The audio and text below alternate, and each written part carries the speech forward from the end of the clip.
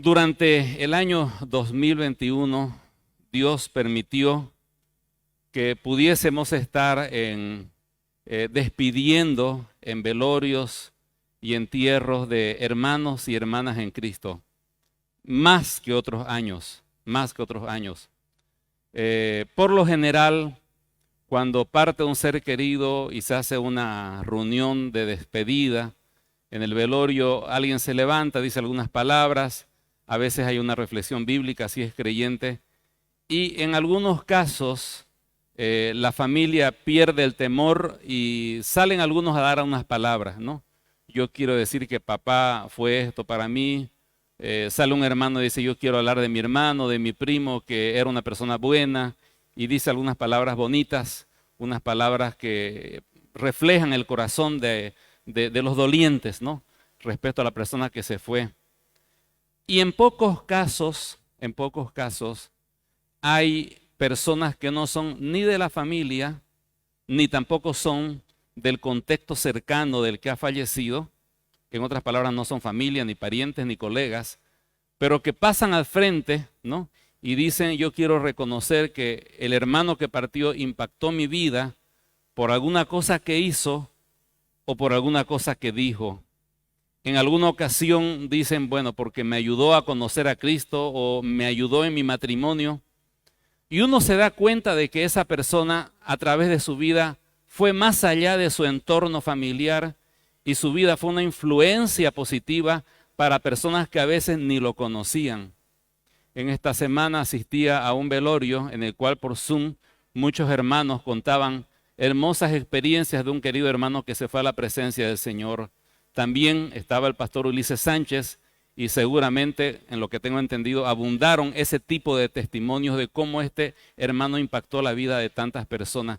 Yo le quisiera hacer una pregunta en este momento. Si usted falleciera en este momento o en este fin de semana, el Señor no lo permita, pero si fuera así, ¿cuántas personas que no son ni de su familia ni de sus amigos podrían decir de usted, yo quiero testificar de que la vida de esta persona me impactó, me animó, me fortaleció, me guió a Cristo, me ayudó a afirmarme en la vida cristiana? ¿Cuántas personas se levantarían para decir eso de usted?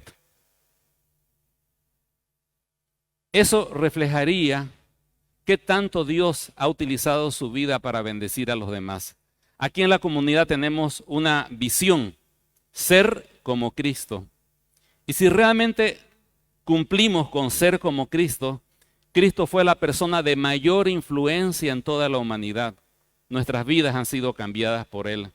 Y si realmente vamos a ser como Cristo, eso implicaría que nuestras vidas van a trascender lo normal y van a impactar la vida de personas que quizás ni siquiera son nuestros amigos cercanos, pero van a poder decir, sí, la vida de fulana y de fulano fue de bendición para mi vida. A lo largo de estos próximos 3 domingos, vamos a hablar acerca de metas para ser como Cristo en el año 2022. Y particularmente hoy vamos a estar hablando de ser como Cristo en su ministerio. Y vamos a poder saber cómo Cristo ministró. Y al poder aprender de Él a ministrar como Él lo hizo, pues seguramente en este año 2022 nuestras vidas van a ser de influencia hacia los demás. Y volvemos al primer versículo que se leyó hace un momento, que leía nuestro hermano Alex, Mateo 9:35, que dice, recorría Jesús todas las ciudades y aldeas. Y hay 3 verbos allí, enseñando en la sinagoga de ellos, predicando el evangelio del reino y sanando toda enfermedad. Y tenemos 3 acciones que realizaba nuestro Señor Jesucristo en favor de los demás. Trate de memorizarlas en su mente y tendrá el mensaje de hoy, ¿ya? Aunque se olvide todo lo demás, pero acuérdese de eso. ¿Qué hacía el Señor Jesús con prácticamente todo su tiempo, excepto del tiempo que pasaba en oración con el Padre? Hacía 3 cosas. La primera, enseñaba. ¿Lo decimos todos? Enseñaba. Segundo, predicaba. Y tercero, sanaba.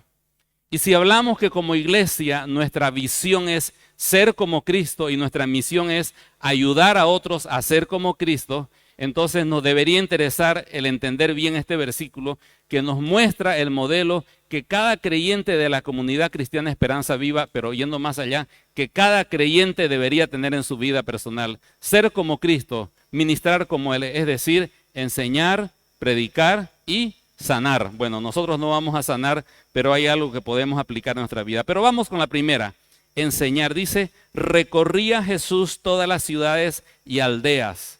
Josefo, un historiador judío, decía que existían en Galilea, la región donde el Señor ministró, aproximadamente 204 poblaciones, cada una con un promedio de 15,000 habitantes. Da por aritmética simple 3 millones de personas que aproximadamente el Señor alcanzó con su ministerio sin vehículos, sin micrófono y sin redes. El Señor alcanzó a 3 millones de personas porque se ocupaba de recorrer cada una en lo posible de esas 204 poblaciones. ¿Y cómo lo hacía? Usted en el tiempo romano podía ver en cualquier lugar, porque los judíos estaban en todas las ciudades en esa época. Entonces usted podía ver en la colina más alta del poblado, ¿no?, o en las riberas del río, una pequeña construcción que era conocida como la sinagoga. Y la sinagoga eran básicamente las iglesias de los judíos. De hecho, que mucho de la iglesia cristiana actual ha nacido en la sinagoga. Ellos se reunían los jueves, los lunes, pero principalmente se reunían los sábados por la mañana. Y ese tiempo que tenían era un tiempo de adoración y de instrucción. Comenzaban todos de pie con las oraciones. Había un encargado de la sinagoga que hacía las oraciones. Y cuando terminaban las oraciones, la gente ¿sabe qué decía? Como nosotros decía, amén, ¿no? Entonces ese era el estilo de oración. Luego habían recitaciones de diferentes partes de la ley de Moisés y se leían esas partes. Luego a continuación, normalmente el que había comenzado las oraciones leía una porción de los profetas y daba una explicación a esa lectura. Y básicamente el creyente iba a la sinagoga, o mejor dicho, el judío iba a la sinagoga para aprender la palabra de Dios, la ley de Dios, los profetas y los salmos. Ahora, cuando venía a la sinagoga una persona que era sobresaliente, un visitante ilustre, se le daba el privilegio de leer la lectura de los profetas e inclusive dar una explicación a eso. Eso fue muy bien aprovechado por el Señor Jesús en cada pueblo que iba, porque llegaba a la sinagoga, llegó Jesús, una persona destacada que él lea, y él aprovechaba ese espacio para poder hablar acerca de sí mismo. En cierta ocasión usted puede leer en un pasaje de Lucas que se dice, se le dio el rollo y halló el lugar y dijo, el Espíritu del Señor está sobre mí, por cuanto me ha ungido para dar buenas nuevas a los pobres, me ha enviado a sanar a los quebrantados de corazón, a pregonar libertad a los cautivos, vista a los ciegos, a poner en libertad a los oprimidos y a predicar el año agradable del Señor. Y enrollando el libro lo dio al ministro y se sentó. Y los ojos de todos en la sinagoga estaban sobre él. ¿Por qué estaban sobre él? Porque en ese punto el Señor tendría que haber dicho, esta profecía habla del Mesías que vendrá y que todos los judíos esperamos. Pero en lugar de eso él dice, bueno, esta profecía se cumplió hoy día. ¿Cómo? En mí. Yo soy el Mesías. Y eso fue un choque. La aplicación del mensaje soy yo, el de la profecía. Y eso le valió el repudio, el rechazo de muchas personas que dicen que lo sacaron a empujones de la sinagoga. Inclusive querían despeñarlo desde un lugar alto porque no podían aceptar que él era el cumplimiento de la profecía. Simplemente relato esto para mostrar qué hacía el Señor cada vez que iba a una sinagoga. Abría las escrituras y hablaba acerca de quién era ese Mesías, él que había venido para salvarnos. Pablo también utilizó las sinagogas como su punto de contacto.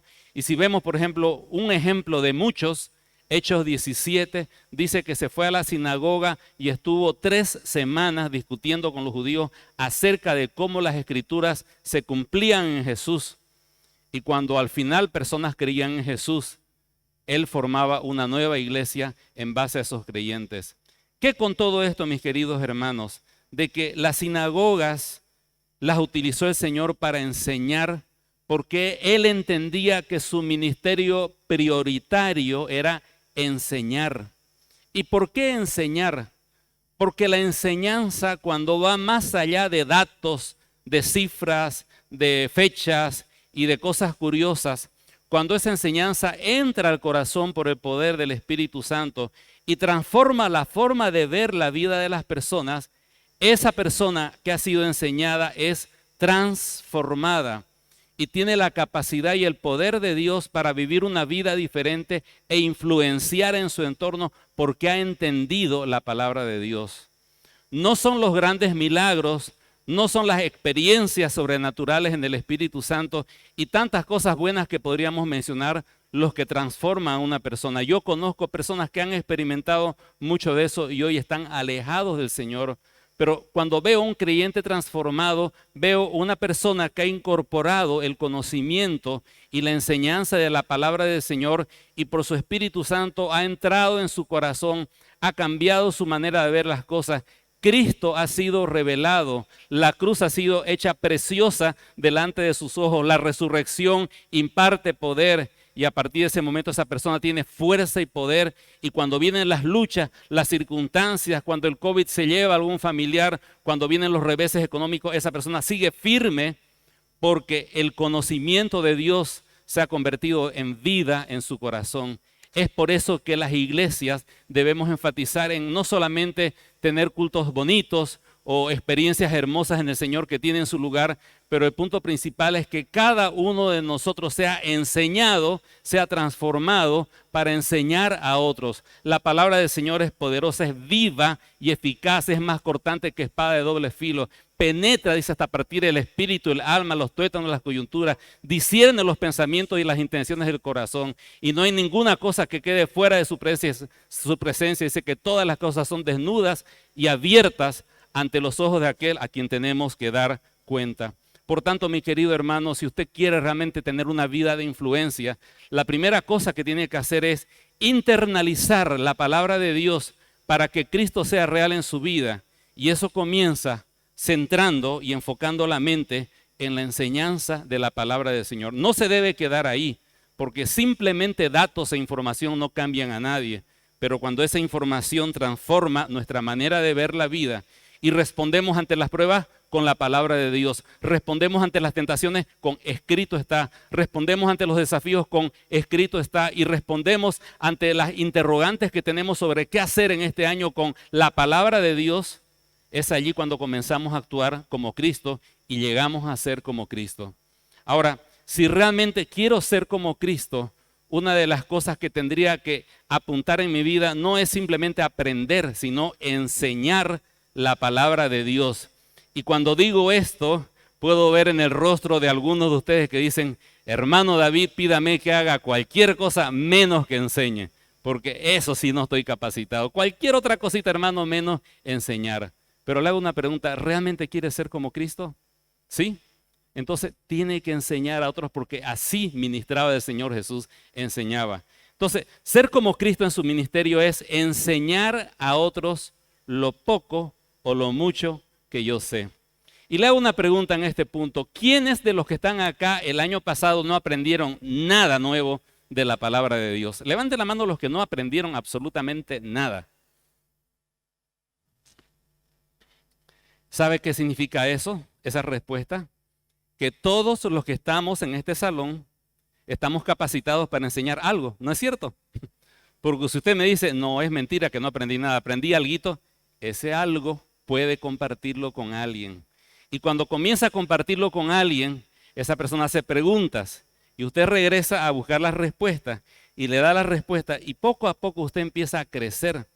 Pero si no enseña a nadie, se va a convertir, como dice Hebreos, como un niño que se le tiene que repetir las cosas básicas, porque debiendo ser ya maestros, aún son todavía bebés espirituales y tienen necesidad de las cosas básicas. Ahora hago una segunda pregunta. ¿Quiénes aprendieron algo de la palabra del Señor? Levanten la mano los que aprendieron algo. Muy bien. Alguito. Bien, bienísimo. Felicidades, hemos aprendido algo. Ahora, ¿quiénes podrían levantar la mano diciendo, yo fui sorprendido por el Señor por las cosas que Él me enseñó? Aprendí cosas realmente hermosas que transformaron mi vida, transformaron mi corazón y me hicieron cambiar. ¿Quiénes podrían decir, yo tuve esa experiencia? Levanten la mano. Amén, amén, amén, gloria al Señor. Gloria al Señor. Eso es lo hermoso cuando ya uno se adentra en el conocimiento de la palabra del Señor, que ya no aprende alguito, sino, aunque sea pequeño, pero es algo transformador. Esa es la enseñanza a la cual debemos apuntar. Y quiero animarle a tomar una decisión bien sencilla. La decisión no es aprender, la decisión es enseñar, porque de aprender ya viene casadito, ¿no es cierto? Usted no puede enseñar sin aprender. Entonces, le quiero animar a que usted busque durante este año oportunidades para enseñar a alguien algo. Siempre habrá detrás de usted un creyente más nuevo, más joven, con menos experiencia, que necesita de ayuda. Acérquese, puede ser una persona que recién se ha convertido, a lo mejor un familiar que ha llegado a los pies de Cristo. Acérquese y dígale, ¿te gustaría que alguna vez nos sentemos a hablar de la Biblia, de orar, de buscar la presencia del Señor? Sí. Y ahí usted empieza a ejercitarse compartiendo lo poco que ha aprendido. Y poco a poco ese poco se convertirá en algo más grande. Aproveche los grupos de crecimiento. Aquí en la comunidad hay grupos pequeños de jóvenes, de adolescentes, de mayores, de los de la tercera edad también, ¿no? Hay diferentes grupos. Dígale a su líder de grupo, hermano, yo quiero apoyarte, quiero que me hagas tu ayudante. Y usted empiece a apoyar a su líder enseñando algo, compartiendo algo. Y muy pronto Dios va a empezar a despertar en usted algo diferente. Y en su familia misma aproveche de enseñar a sus seres queridos, a sus hijos. La palabra del Señor nos enseña que es responsabilidad de los padres, no de los maestros de escuela dominical, la enseñanza. Ok, entonces la primera cosa si quiero tener un ministerio como el de Cristo es identificar un lugar, una oportunidad en la cual yo puedo enseñar a alguien lo poco que sé. Y poco a poco ese poco se hará mucho, se hará algo grande y será de bendición. Vamos con la segunda cosa que hacía el Señor Jesús. Dice que Él no solamente enseñaba, sino predicaba el evangelio del reino. La diferencia entre enseñar y predicar es clara. Enseñanza es un proceso pedagógico y didáctico. De hecho, que la palabra que utiliza aquí Mateo cuando dice que el Señor enseñaba es la palabra didascos, de donde viene nuestra palabra didáctica, ¿no? Es un proceso didáctico en el cual se transfiere un conocimiento de una manera ordenada, de una manera temática, si se quiere, a otra persona. En cambio, cuando habla de que el Señor predicaba, denota más bien una acción en la cual alguien con la autoridad delegada exhorta o anima a las personas hacia una decisión. En el tiempo antiguo, cuando no había ni redes, ni periódicos, ni medios de comunicación, los reyes y los emperadores se comunicaban con el pueblo a través de heraldos. Los heraldos eran personas delegadas que se paraban en una esquina llena de gente y decían, edicto de parte del rey, decían, ¿no? Y todos prestaban atención. El rey ha ordenado que todos sean empadronados, cada uno a su ciudad. ¿Cuál era esa imagen? José y María yendo a Belén, ¿no es cierto? De esa manera se comunicaban los reyes. Y siempre que venía un delegado del gobernador o del emperador, tenía esa autoridad, esa fuerza y esa exhortación que apelaba, que desafiaba o animaba a la persona a tomar una decisión respecto a lo que decía.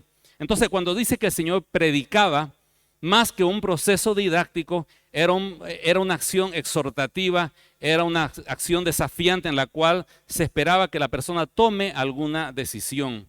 Si quisiéramos ver cómo el Señor predicó, podríamos ver Marcos capítulo 1, versículo 14 al 15.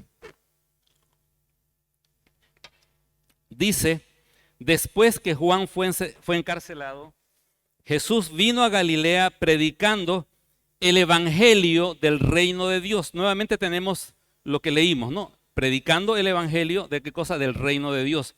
Esta frase, el reino de Dios, se repite 7 veces en nuestra Biblia Reina Valera. Y luego en el resto de las epístolas se habla del evangelio de Jesucristo 12 veces. Son similares y a la vez tienen su diferencia.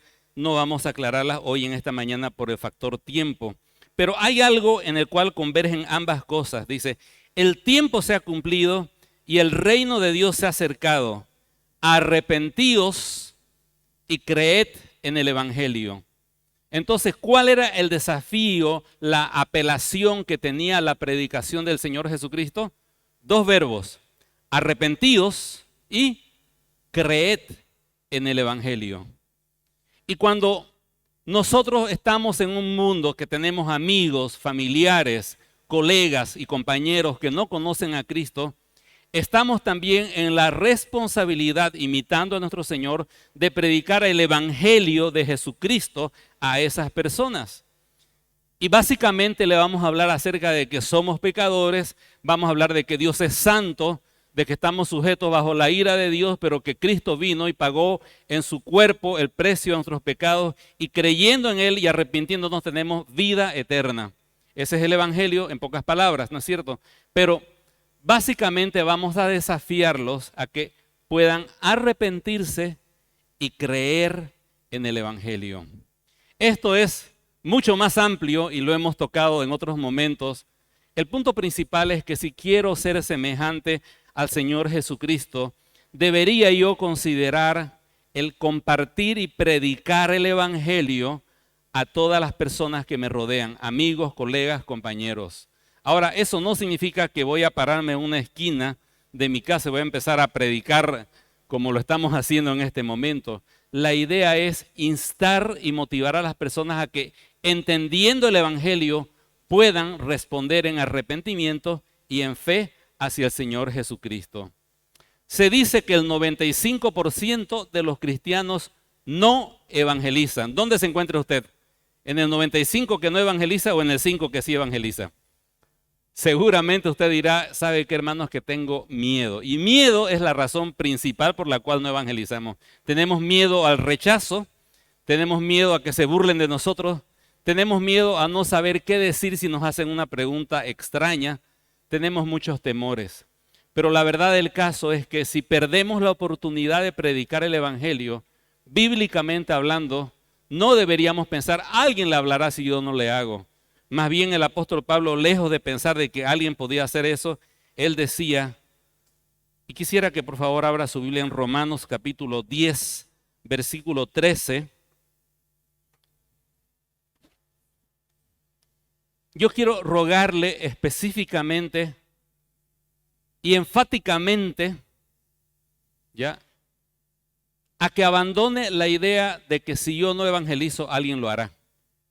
Quiero que por favor no piense de esa manera, porque la Biblia no nos enseña eso.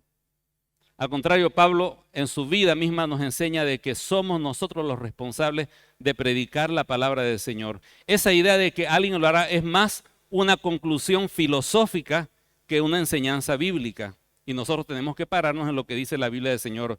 Pablo más bien decía, a griegos y a no griegos, a sabios y a no sabios, soy deudor y ay de mí si no predicar el Evangelio. Pablo nunca tendría la mentalidad de decir, si no lo hago yo, Dios levantará. No. Siempre somos nosotros los responsables. Y aquí en este texto en particular, Romanos 10, 13 dice, porque todo aquel que invocare el nombre del Señor será salvo. ¿Quién será salvo? Respuesta, el que invoque el nombre del Señor. Simplemente ponga su dedo en el texto y responda las preguntas. Vamos a la segunda frase. ¿Cómo pues invocarán a aquel en el cual no han creído? La pregunta que hace Pablo es, ¿será que alguien puede invocar el nombre de Jesús con confianza si no ha creído en ese Jesús? ¿Qué es la respuesta? No pueden hacer eso. Si no creen, tampoco van a invocar a Jesús. Otra pregunta.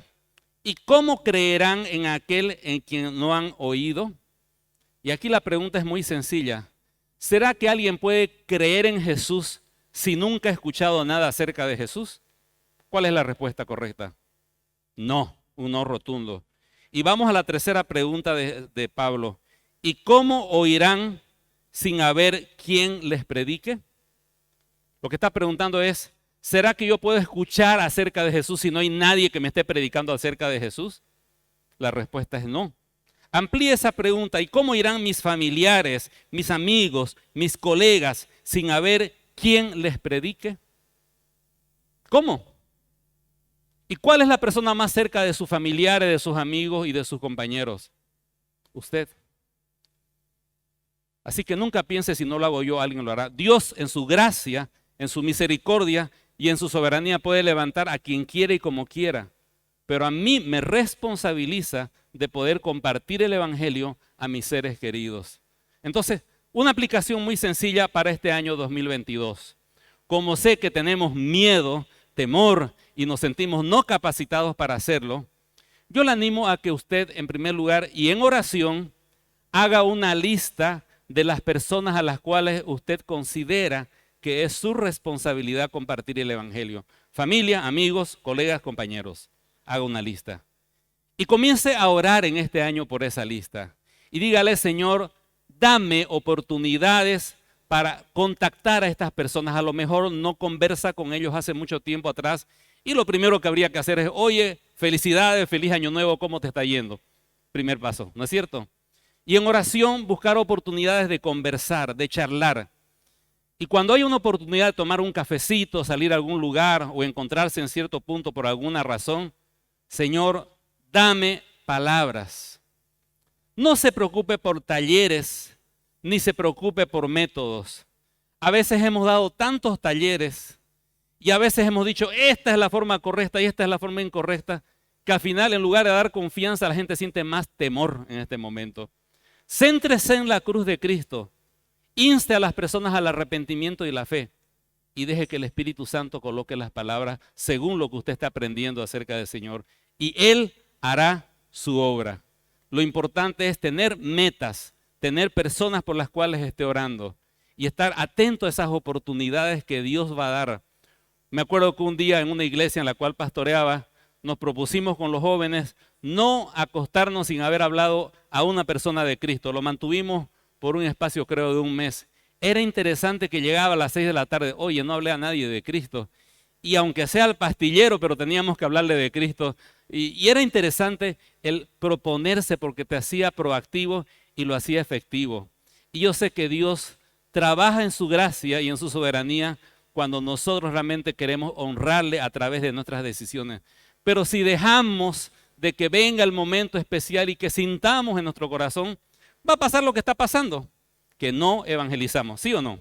Si lo dejamos al aire, como decimos. Entonces, haga una lista, ore por esas personas, busque oportunidades, abra su boca, céntrese en la cruz de Cristo. Arrepentimiento y fe es el desafío y deje que Dios haga su obra.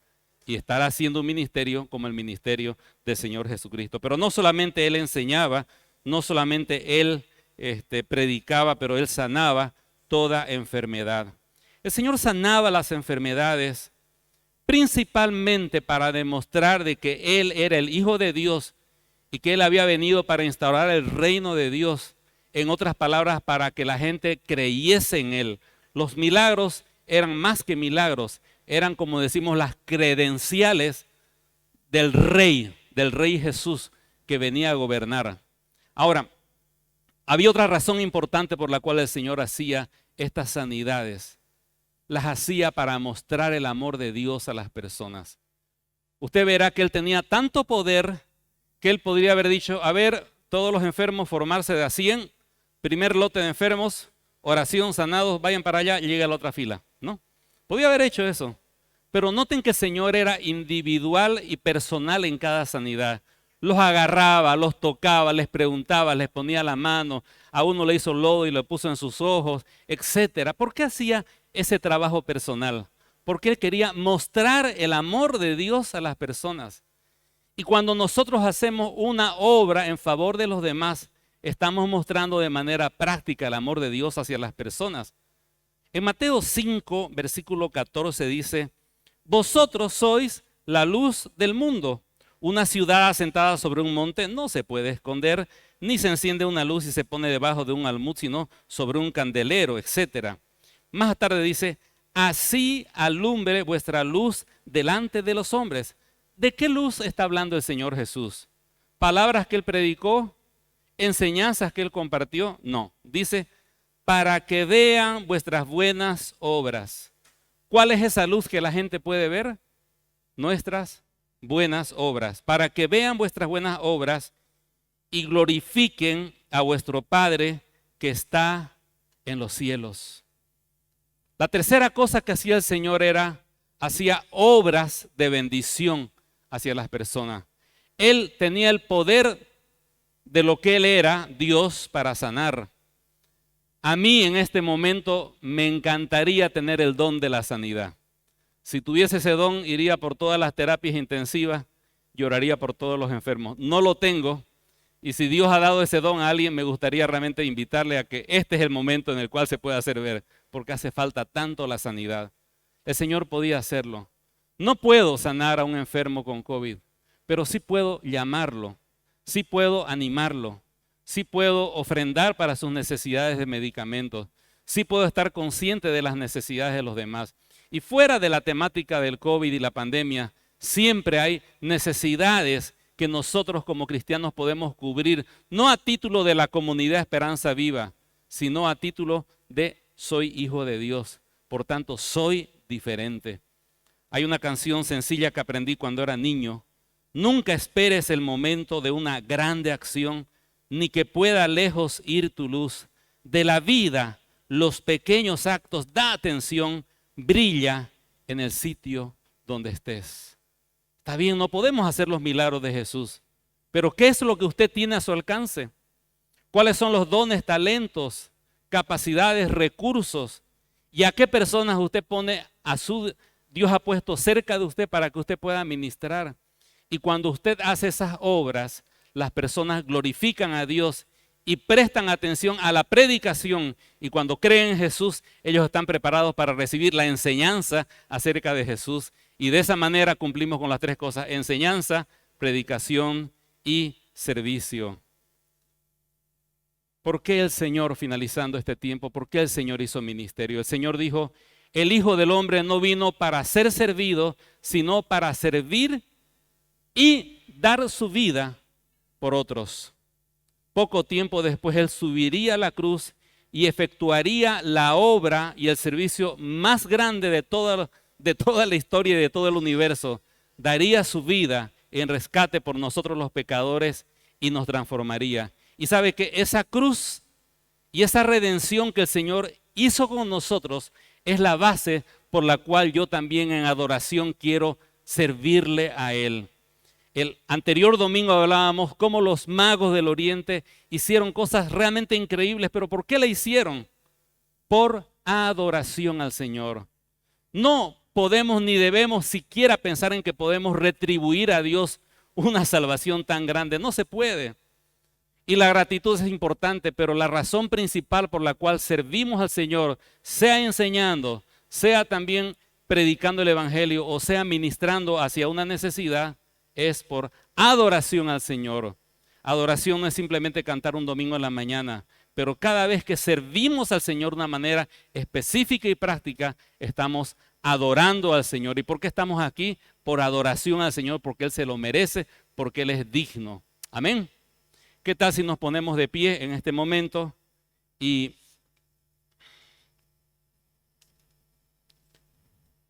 al cerrar sus ojos en oración delante del Señor, pídale al Señor,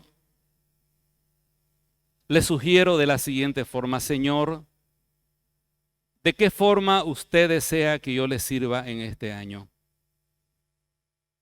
Quizás en este momento algunos de ustedes no tienen ningún tipo de servicio fijo, claro o decidido. A lo mejor algunas veces hace una cosa, otras veces hace otra cosa, pero todavía no hay un compromiso con ningún tipo de servicio. Siguiendo con el ejemplo del Señor Jesús, ¿hay algún lugar que el Señor le muestre donde usted podría ministrar enseñando? Podría enseñar a sus hijos, podría enseñar en un grupo pequeño en su casa, podría enseñar a una persona más nueva en lo espiritual, que le haría muy bien una llamada telefónica, un tiempo de oración y que usted le comparta lo que ha aprendido. A lo mejor podría ayudar en su grupo de crecimiento. Para algunos de ustedes quizás enseñar en la escuela dominical. Vea las oportunidades de enseñar y dígale: Señor, yo quiero enseñar. Lo poco que sé, decido en esta mañana enseñarlo a otras personas. Y juntamente con esa decisión, dígale, Señor, guíeme en este año a los cursos y a las enseñanzas que me capaciten para poder enseñar su palabra. En segundo lugar, Señor, dígale a quienes debo compartir el evangelio y permita que Él ponga en su mente personas y luego anote en otro momento en oración una lista de personas por las cuales usted va a orar y va a pedirle al Señor oportunidades para predicar el evangelio, centrándose en la cruz de Cristo, instarlas al arrepentimiento y a la fe. Y en tercer lugar, Señor, ¿dónde puedo servir? Hacia afuera, hacia aquellos que no le conocen al Señor Jesús, o quizás ocupar un lugar aquí dentro de la iglesia, sirviéndole en algún ministerio o levantando a lo mejor un ministerio nuevo. Pídale al Señor y trate de asegurarse en su corazón de que todas estas cosas las hará por adoración. Amado Padre, gracias por este tiempo precioso. Su palabra es sencilla, es clara. La parte más complicada es obedecerla, Señor. Reconociendo nuestra naturaleza, oramos por su gracia transformadora que nos ayude, Señor, a ministrarle y a servirle en este año. Que cada uno de los que estamos aquí y aún los que están escuchando en la transmisión podamos decir al terminar el año 2022, yo serví al Señor de tal forma. Padre, guía a sus hijos, Señor, hacia un servicio, pero un servicio de amor, de gratitud y sobre todo de adoración. Se lo pedimos en el nombre del Señor Jesús. Amén.